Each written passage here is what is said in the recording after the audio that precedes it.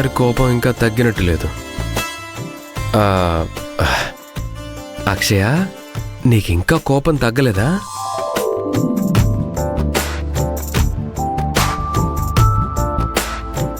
అక్షయ please ఏదో ఒకటి మాట్లాడు.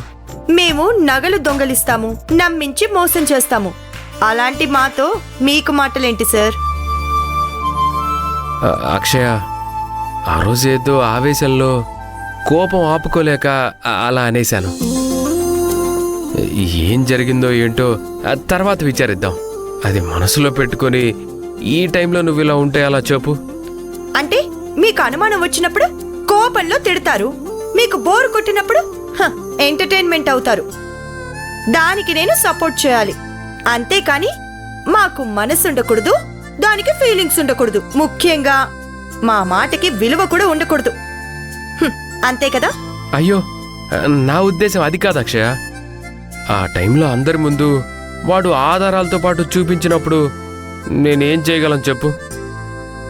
పైగా ఆ నగలు నీకే ఇచ్చి బీరువాలో పెట్టమన్నాను. నువ్వు తప్ప అవి ముట్టుకునే అవకాశమే లేదు. అందుకని అందరి ముందు అలా పట్టుకుని నోటుకొచ్చినట్టు మాట్లాడేస్తారా? మీకంతగా అనుమానం వచ్చినప్పుడు అందరి ముందు కాకుండా నన్ను తీసుకెళ్లి 4 గోడల మధ్య నిలబెట్టి అడగండి. అందుకేగా ఇప్పుడు తీసుకెళ్తున్నాను. ఏంటి? అదే, పెదాల మీద వచ్చిన కోపాన్ని కాకుండా మనసులో ప్రేమను చూపించడానికి తీసుకెళ్తున్నానని నా ఉద్దేశం. అలా చూడకక్షయ, బయట అసలే ఎండ మండిపోతుంది. ముందర కార్ ఇంజన్ పొగ కక్కుతుంది. కనీసం కారులో ఏసీలోనైనా చల్లగా ఉండనివ్వు.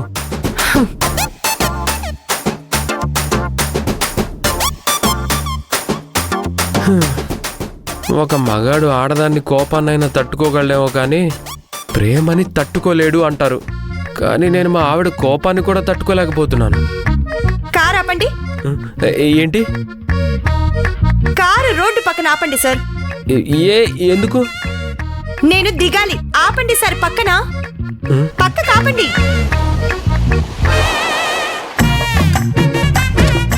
అక్షయ్,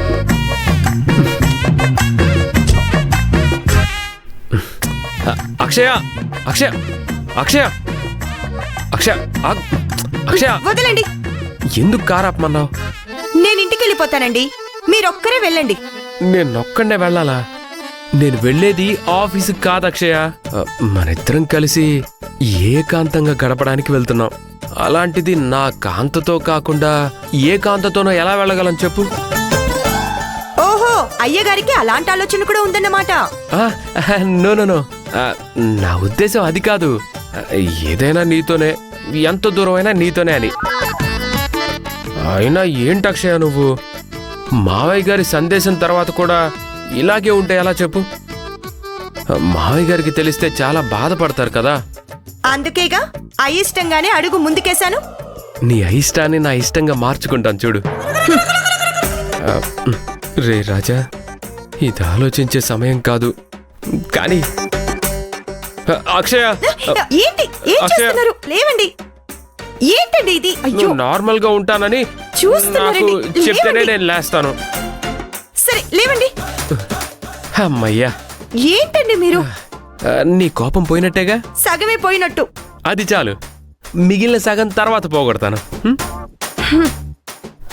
సరే, ఇక మొదలెడదామా? ఏంటి? ప్రయాణం. పదండి.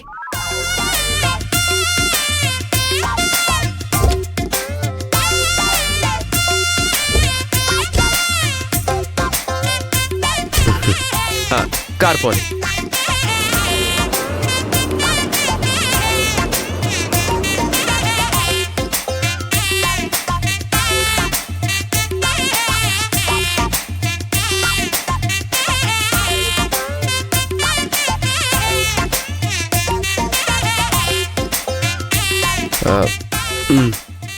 ఏదైనా మాట్లాడు అక్షయ. ఇంతకీ మనం ఎక్కడికి వెళ్తున్నాం? ఊటీకా, కొడైకెనాల్కా? ఏంటి? ఊటీ కొడైకెనాలా? అంత దూరం ఎందుకు, డబ్బులు ఖర్చు. మనం హ్యాపీగా జోష్గా ఊరవతల ఫామ్ హౌస్ లో ప్లాన్ చేసుకుందాం. యాహూ! ఏంటి, ఊరవతల ఫామ్ హౌసా? ఏంటండి?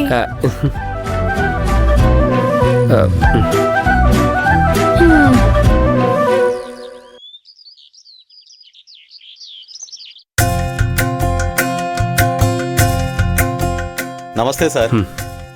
కార్లో లగేజ్ ఉంది, తీసుకురా. అలాగే సార్.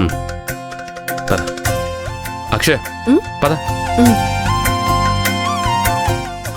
అది అలాగే పంపించు. వీళ్ళు రూమ్ వెకెట్ చేశారు. నమస్కారం sir, welcome to our resort. మా ఆతిథ్యం స్వీకరించమని మనస్ఫూర్తిగా కోరుకుంటున్నాం. ఓకే ఓకే, మరి మీ ఆతిథ్యం విలువ ఎంత బరువుగా ఉంటుందో చెప్తే. అంటే అర్థం కాలేదు సార్. అదే అదే, ఇక్కడ రేట్లు పాట్లు ఎలా ఉంటాయో చెప్తే. ఓ, గదుల వివరాలు అడుగుతున్నారన్నమాట. చెప్తా.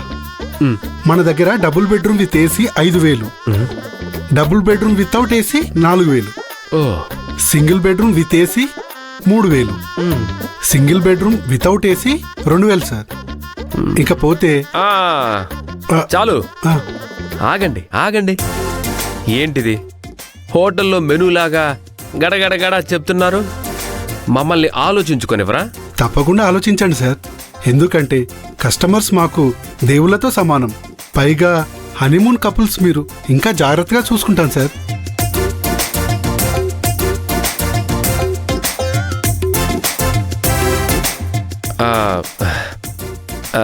సరే చెప్పండి, ఇప్పుడు బెడ్ లేకుండా ఓన్లీ రూమ్ ఎంత? రూమ్ వద్దు, మాకు బెడ్ మాత్రమే చాలు అనుకుంటే ఎంత? ఏవండి, నువ్వు అక్షయ్, అసలు పగలు మాత్రమే ఉంటే అంత, రాత్రి మాత్రమే ఉంటే అంత, పగలు కాక రాత్రి కాక సాయంత్రం గంట సేపు మాత్రమే ఉంటే అంత?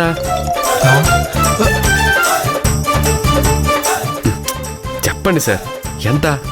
ఎంత అని నా దుంప తెంచకండి సార్.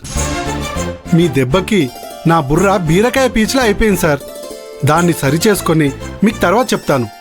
ముందు మీరు మీ వైఫ్ని తీసుకొని 503కి వెళ్ళండి సార్, అది చాలా బాగుంటుంది.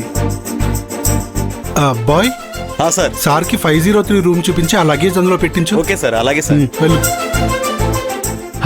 Okay, thank you. Welcome sir.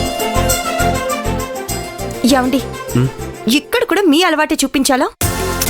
లేకపోతే వీళ్ళు అంతకంత పెంచేస్తారు అక్షయ. బా, నీకేం తెలీదు.